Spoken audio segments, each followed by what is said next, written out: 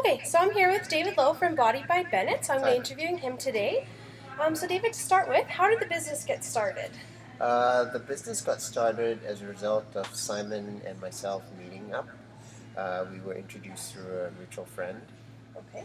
who knew that I was interested in doing a personal training studio. And Simon had just moved back from Vancouver, where he had completed a degree in uh, physical education as well as education. Awesome. Who initiated the plan? Was it both of you, or?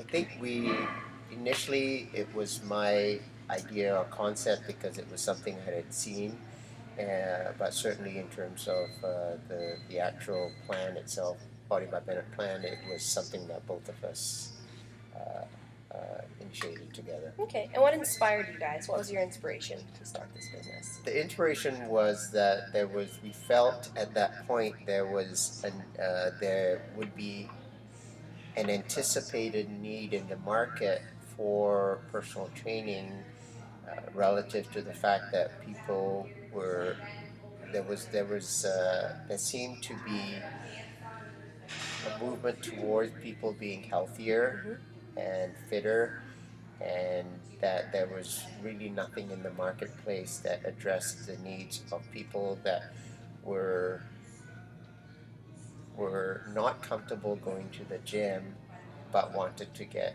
healthier and Yeah, fitter. that's awesome. Um, have you found it difficult to work with Simon as your business partner? Is he your only business partner, or? We have I have two business partners. One is a silent partner that we don't hear from because he's a silent partner. Yeah. Certainly, Simon and I have had our challenges. But it's also the reason why we have continued to be able to work together. We are quite different in terms of personality. We're Mm-hmm. also uh, uh, very different in terms of the skill sets we bring to the table, and consequently, because of that, we've been able to work together for a long time because our skill sets are very different. But certainly because our personalities are different, it has presented the challenges. But it's because we realize that we are different that it actually works. Kind of benefits each Yeah. other. And what were some of the obstacles that you guys had to overcome in starting the business? I think the biggest initial obstacle, was to try to get landlord to understand the concept of personal training, Okay.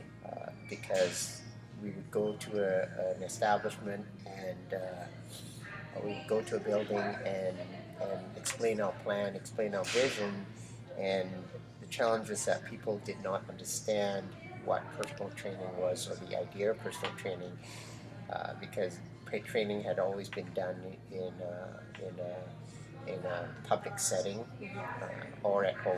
People might work out at home, Mm-hmm. or they might work out at the Y, or they might work out at then was called uh, fam, uh, family fitness centers, as opposed to World Health Yeah. or Gold's Gym. Yeah. So the first obstacle that we had was to try to get people to understand the concept of personal training, Okay, that makes sense. from both actually the standpoint of landlords, and then from the standpoint of individuals uh, that were looking to potentially buy our service. Okay, so what are your educational requirements for the trainers? Our baseline minimum requirement would be something like a PFT from NATE. We look at someone has made a commitment in the industry by going back to school or going to school. So our baseline qualification would be a 2-year diploma or equivalency. So if someone's coming in from out of the province, then we would look at what they were bringing from a different province Yeah, okay. or country Awesome. for that matter. And what sort of issues have you had when hiring staff? Had any issues, The or? the I think our probably most challenging issue would be the idea of understanding what the requirements are. So having to do everything from uh, uh, professionalism to understanding what it requires in terms of timing, the length of time it takes to build clients up. I think the other thing would have to be the ability to engage with clients. That tends to be probably the biggest challenge relative to the type of conversations that a trainer would have with their clients. The ability to talk about everything from politics to current events to pop culture. So that tends to be the challenges of new trainers is their scope of experience based on uh, compared to the experiences that the client might have. Okay. And do the trainers have to get their own insurance, or do you guys provide it through Body by Bennett? We have insurance within our company, so we do provide a certain amount of coverage at Body by Bennett. We do ask that trainers also insure themselves as well. So the CSEP is a good example of an organization that carries insurance as well. So we we strongly recommend that the individual also carries their own insurance. Okay. And for the start, how did you guys come up with the money to start the business? Like, I know you said you have a silent partner, so did that contribute, or No, that didn't contribute at all. Our no? silent partner didn't come on board till just about 4 years ago. Okay. Uh, so the money was all came personally. Simon contributed half of the money. I contributed half of the money, and so that all came personally. Yeah, and did you have to save up a lot in advance? Like, was it really expensive to get it started, or? It wasn't that expensive to get it started. So the capital costs weren't that great just because we had a small facility. We both Simon and I had money saved up already, so we really didn't have to save up that much money. So really, that wasn't the most challenging. The challenging part of the business, I think, the most challenging part was certainly to recruit clients. Okay. Okay. Were there any unexpected expenses?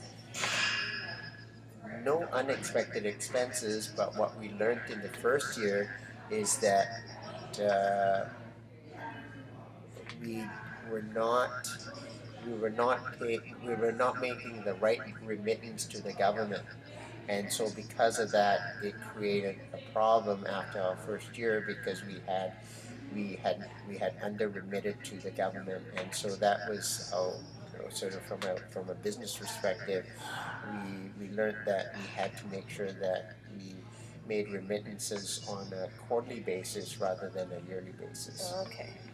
Okay, next question. So I know currently with Body Minute, since I work here, that you guys have started using social media a lot more.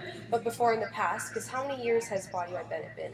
We've been around for 21 years. 21 years now, Yeah. that's amazing. So what did you guys do to like get your name out there to start with?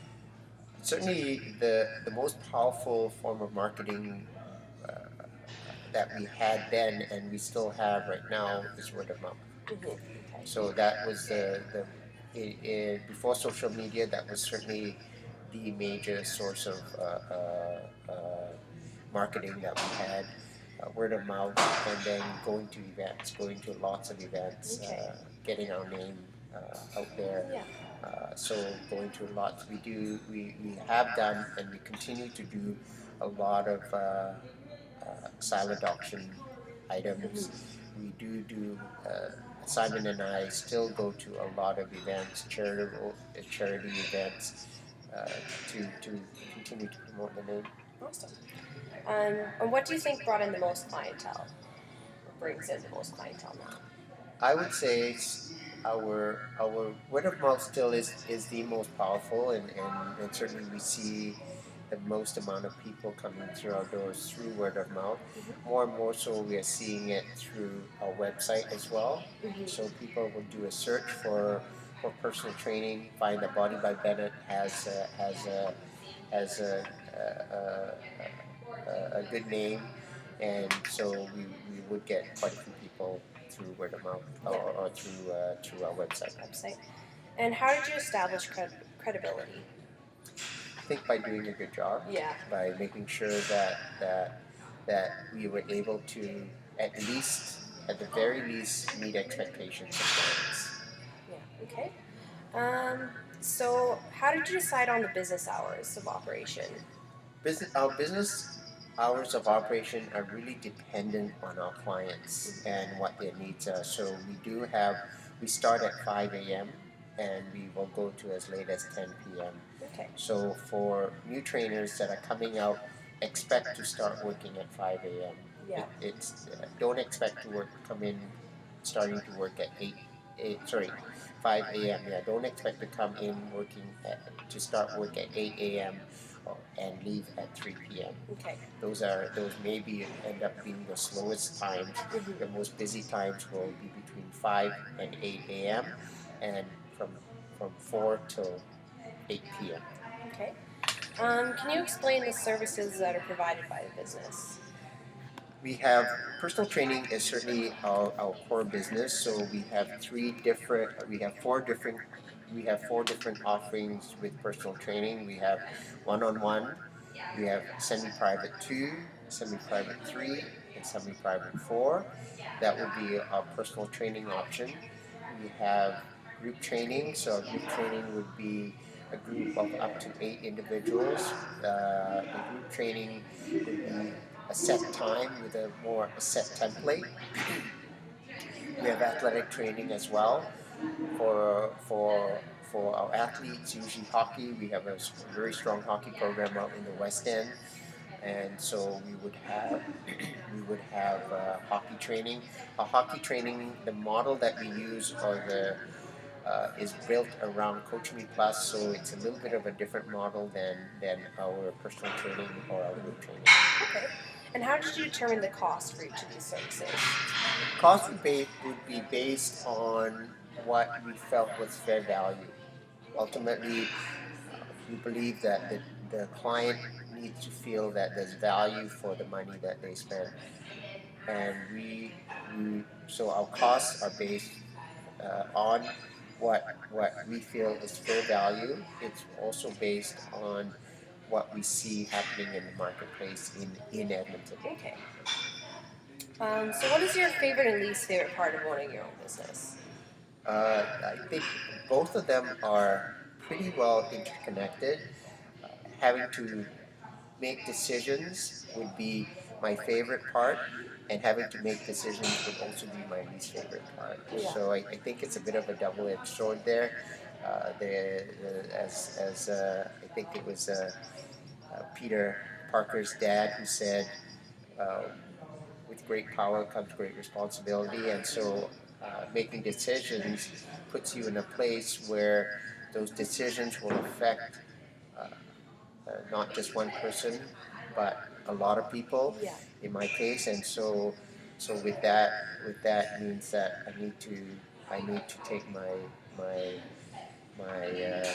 decisions seriously, and understand that there are consequences when I make those decisions. So sometimes they are the thing that I enjoy most in terms of making those decisions. I also agonize about them in terms of how it affects other people. Yeah. Okay. Do you think Body by Ben will ever expand? So I know you guys have 2 locations now. Do you think it would ever expand more, or would you guys stay within your 2? We certainly are in an expansion mode, so I can see definitely us expanding. We have, as much as we have 2 physical locations right now, we have what I would call virtual locations as well, meaning that we do things outside of Body by Bennett, and so we have 3 virtual locations right now that we work out of as well, and potentially in the future we would have more of those locations. We'll also have more physical locations as well. Okay, cool. And can you tell me a bit about your connection and relationship with the Edmonton Oilers? Because I know that you guys do some training with them, I think, that's from what I've heard. Yeah, we do some training with them. Our relationship with the Oilers goes back quite a long ways. We Simon started training individuals that were associated with the Oilers probably 15 years ago, and that relationship has grown has slowly grown from just training some of the individuals to training the owner of the Oilers, then a further relationship was when the when Rexall bought into our company, and so it's kind of been an ongoing process, an ongoing relationship, and so at this point, we not only have Simon, who's the strength and conditioning director for the Oilers, we have Chad Drummond, who is the strength and conditioning coach for the Oilers, who as a PFT NAIT graduate, Joe Schneider, who is also NAIT graduate, who's assistant strength and conditioning coach for the Oilers. We also have Robbie Holmes, who is the strength and conditioning coach for the Oil Kings, who is also NAIT graduate. So we've got quite a few people that are NAIT graduates who are involved with the Oilers organization that are still part of our company. So I think certainly the relationship has deepened over the years. And I think it's because, in my opinion, we've proven to them that we can produce the kinds of trainers that they're looking for. That's awesome. My last question for you is, what advice would you give to someone who would want to start a business like this? Because for myself, I love how you guys have this set up. I think it's fantastic, and I definitely someday, maybe in the future, would be interested in opening something like this. Maybe not in the same area. Yeah. I just think it's such a great business. What advice would you give to somebody who's I would starting? say get some experience first. Yeah. Don't think that you can go out there and open your own business. I would say get some experience first before you do that, because it's a pretty steep learning curve, and unless you have extremely deep pockets and are not concerned about generating revenue within the first 3 to 5 years, I would suggest go out, get some experience, learn somewhere else, and then go out on your own. Awesome. All right. Well, that's the end of our interview. So thank you so much, David. You're welcome.